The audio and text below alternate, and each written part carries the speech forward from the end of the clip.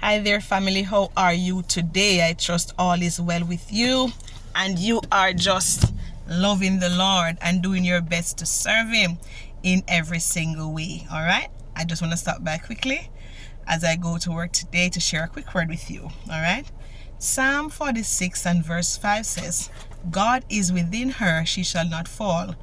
God will be with her at the break of day.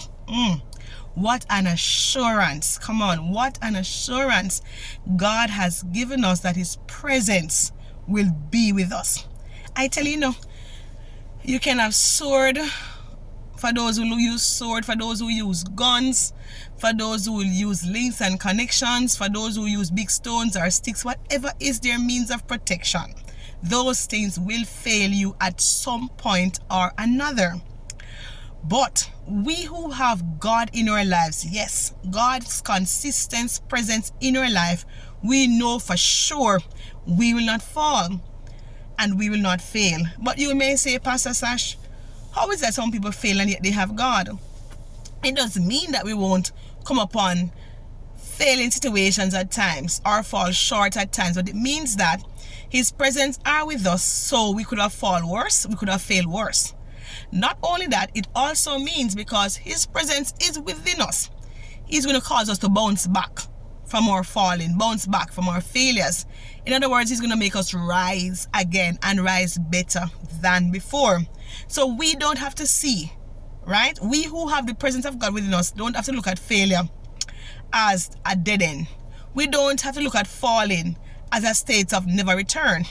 We can look to the hills, come on, from whence cometh our help, which is Jesus Christ. And because we know He is within us, we know our fallings and our failures are just really lessons. Yes, lessons for us to learn. So the next time they come around, they are not a lesson anymore, but instead a blessing. Yes, because we have to leave from lessons to blessings, That's what our God expects. All right, that's what He wants from us. So, whatever you're attempting today, whatever you're going about today, just remember that God is within you. And the fact that the presence of God is with you, the enemy has to bow to the presence of God in you. Circumstances and situations have to change as a result of the presence of God in you, because they recognize the King of Kings. They recognize the Lord of Lords. And because the Lord of Lords is with you, in you, around you, upon you, and goes before you, it means He's taking down those mountains. He's taking down those walls. He's opening those gates. I remember, when in the Bible it says Paul and Silas was in prison and they worshipped. Come on, and at midnight they prayed. Of course. And so the presence of the Lord was with them. And when they woke up, God Himself sent an angel to open their prison gates. I tell you, when the presence of the Lord is with you, you are blessed beyond a curse. You are destined for success. Great things will come your way, and you'll be able to attempt and be successful in great opportunities. All right?